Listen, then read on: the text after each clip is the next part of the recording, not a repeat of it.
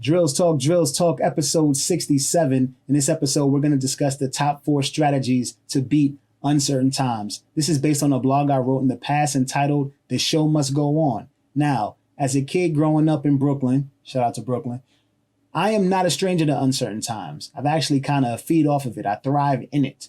But that's not the case for everyone. So what do you do when a problem kind of has you all disheveled and not really knowing what to do or what's your next move? How do you beat this problem? How do you get rid of this new thing that you don't want anywhere near you? Well, we're going to discuss. So sit back, relax, and let's start.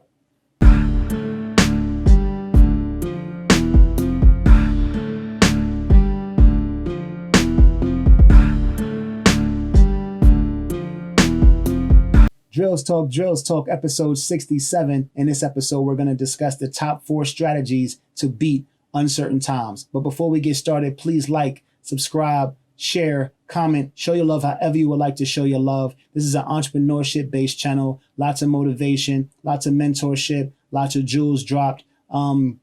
Every Monday here, we have a new blog. Every Wednesday is a new vlog.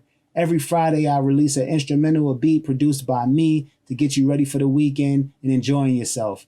Let's get started. Number 1. Number 1 is, are you an alpha or beta? Now, we all know alpha personalities. That's the go-getters. That's the loud. That's the push through. That's the, I got everything. I got this under control. But that's not everybody. There's a beta type of personality where it's like, well, I'd rather not have these problems. I'd rather, not be so boisterous and loud. I'd rather just have a pretty normal, cool, calm, collected, easy time. And we know that that's not always possible. Just like an alpha personality is not always necessary, but you are who you are. But you need to know which one, because if you're an alpha, when you hit uncertain times that you can just kind of talk yourself through, push through. I'm going to get through this and just kind of bulldoze through it, right? Head on. If you're a beta, that's just not in you. That's not what you do. So you have to be a little more calculated. Maybe adapt some of the alpha personality to where you understand that I have to, deal with this head on, but I'm not going to ram through it. I'm not going to do that. That's not how I operate. I need to have a plan. I need to understand the issue. I need to know why this happened. I need to, tell myself that I can get through it and have a plan, adopt that plan, and then move forward. It's a little different for people who are alphas and it's like, look, I'll figure it out on the way. Not everybody's like that. The betas are like, well, I'm going to deal with it. I understand, but we need a plan. We need a contingency if that doesn't work. We need to just go about this in the best way possible to where we don't have to worry about this happening again. Understood.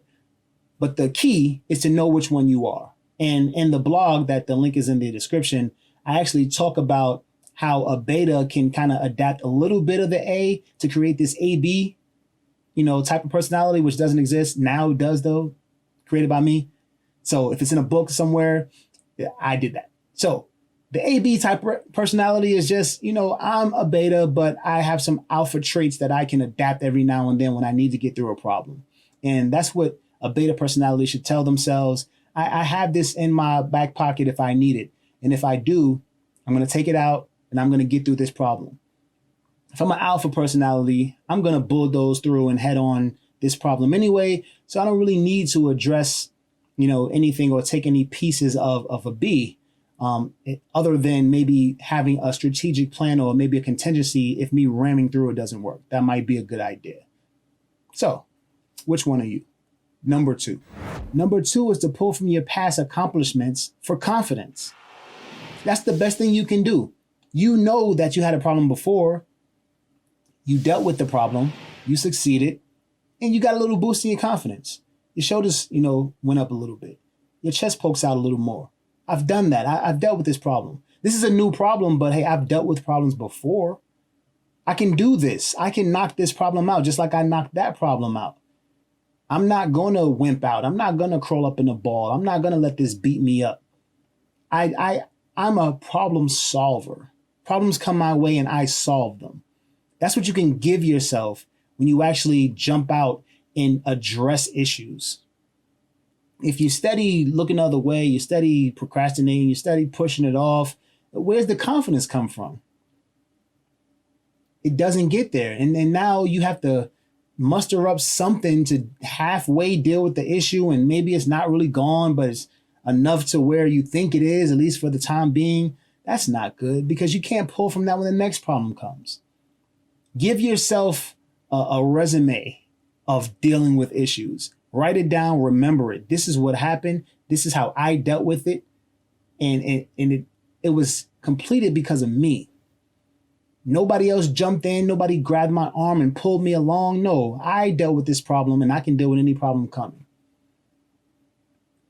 Very powerful. You have to embrace that. Number three. Number three is, what happens if you quit or fail?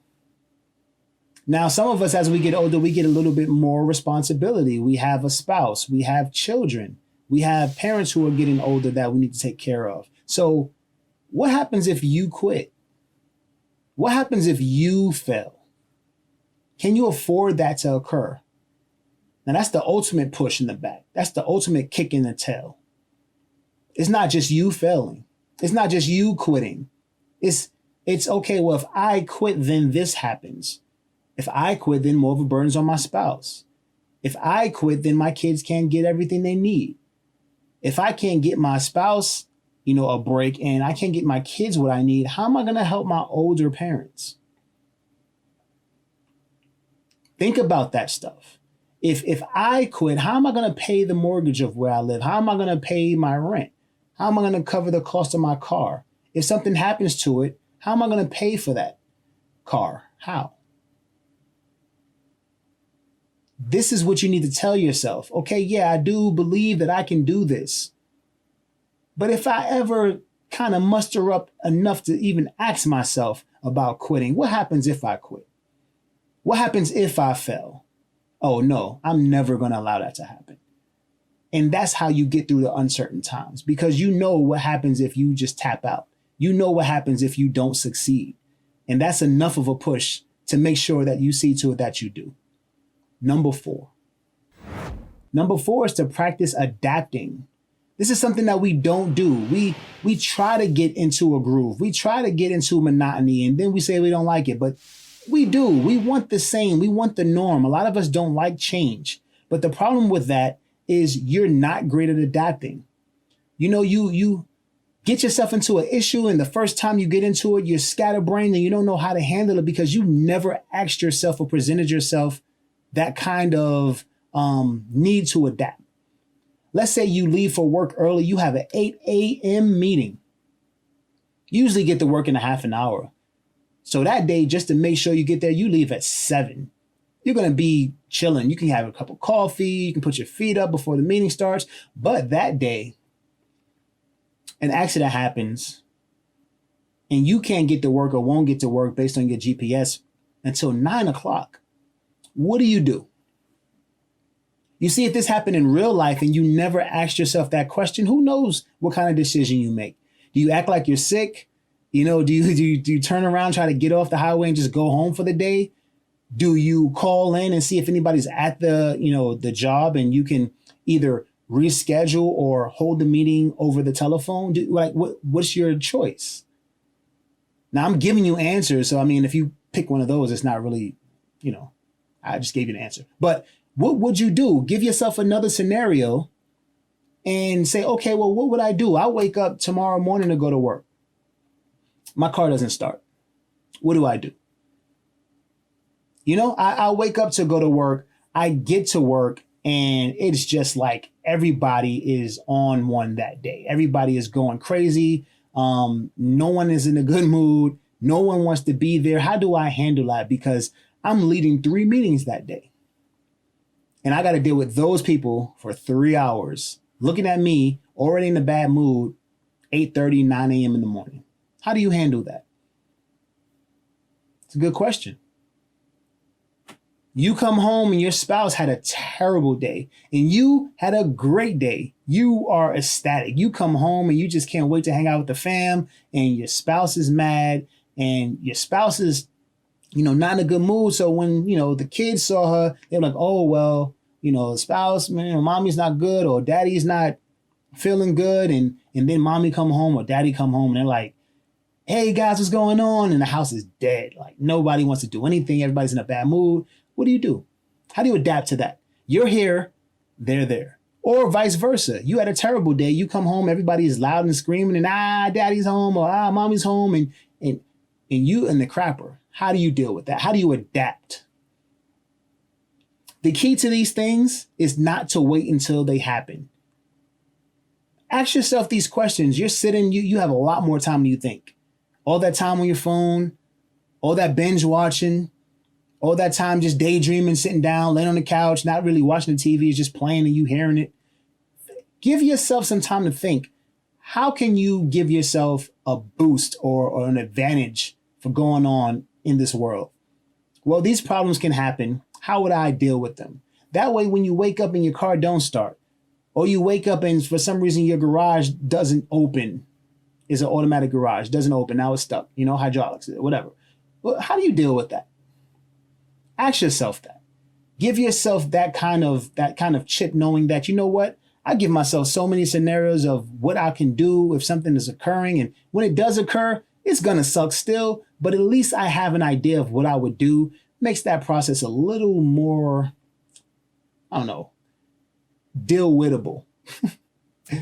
Drills Talk, episode 67. These are the top 4 strategies to beat uncertain times. Thanks for listening. Thanks for watching.